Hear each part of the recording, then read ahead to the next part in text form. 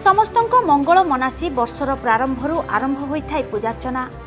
कला साहित्य संस्कृति ऐतिह्य को बजाय रखी जिल्लार विभिन्न कोण अनुकोण गुड़िकरे रहिथिबा विभिन्न धार्मिक पीठ मठ देवालय गुड़िकरे जारी रहिथाय पूजार्चना। सेहिपरि सोनपुर जिला तरभा ब्लॉक अंतर्गत पुआ ग्राम रे रहिथिबा धवळेश्वर शैव पीठरे आज रीति नीति प्रथा परंपरा अनुसार जारी रहिछि दियो दंपति पूजार्चना, जेउथिरे द्वादश ज्योतिर्लिंग भावे 12टी पूजा स्थान रे विभिन्न रूप रे पूजा पाउछंती। ता सांगको रुद्र यज्ञ संकीर्तन हरिराम नाम रे प्रकंपित धवळेश्वर शैवपीठ। अन्यपटे सुंदराकांड पारायण जोगु हरिराम नाम रे हनुमान को भक्ति विभोर राम नाम स्मरण भाव विह्वल करने सह द्विगुणित करिछि दर्शन पाई आसीथिबा एठिकार भक्त और श्रद्धालु को।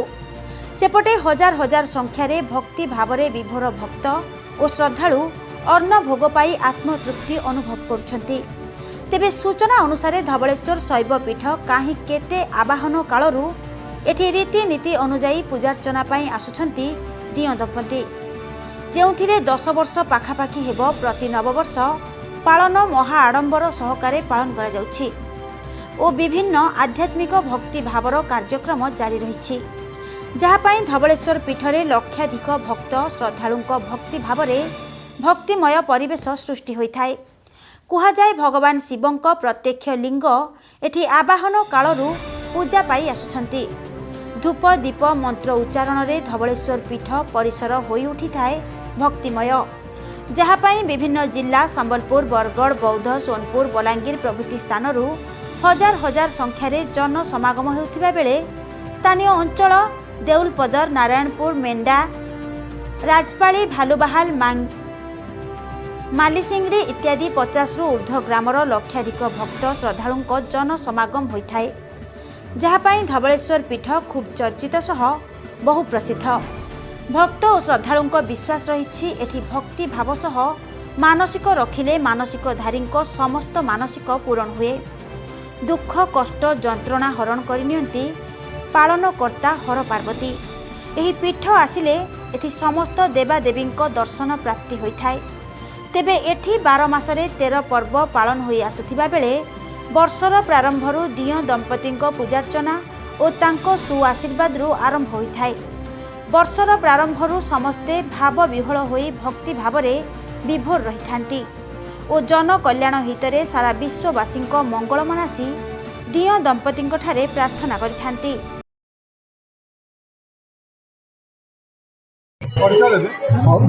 मोर नाम Akshay Kumar Sahu, Mendha MBR higher secondary school physical education teacher. ए पुआ मंदिर बहुत वर्ष धरी आसुची एवं इटार वातावरण एते भल जे समस्त मन को मोहित हुए एवं इठारे 50 रु 60 खंडर गाँव लोक मैंने आसती एवं एठाकार जो पुजारी मैंने जो माने रेस्पेक्टा एते सुंदर लगे जे माने लोक मैंने आपे आपे मंदिर को आसवाई इच्छा करथांती एवं एठारे जो कमिटी अच्छी कमिटी मानकर जो प्रकार माने भावधारा विशेष करी ए मंदिर बहुत गुड़े पर्वपर्वा माने पालन करा जाए। प्रत्येक वर्ष जनवरी 1 तारिख रे विराट आकार रे ए उत्सव होता है एवं एठारे सुंदराकांड होता है, विभिन्न प्रकार माने पूर्व पूजा पार्वण होता है एवं समस्त दर्शक माने खुशी रे एठारे मुख्य आकर्षण होची माने जो अन्नभोगटा जिते लोक आसंती समस्ते माने आनंद सहकारे से अन्नभोग सेवन करती एवं ए पुआ मंदिरटा आखपाखे जिते भी अच्छी एठाक लोक मैंने बेसिकली आग्रह सूची करते कारण यार परिवेश ठीक अच्छी एवं एमानकर जो माने रेस्पेक्टा बहुत बढ़िया समस्त को सुंदर लगे एवं माने चारि पाखर मान लोक मैंने आसिक दर्शन करते माने शिवरात्रि होता है। शिवरात्रि रात्रि रे बहुत लोक हजार संख्यार लोक आसिक उजागर रहती। मुई मेंढा ग्राम नरहरी पूजारी जगन्नाथ मंदिर पूजारी तथा शिव मंदिर मध्य पूजारी।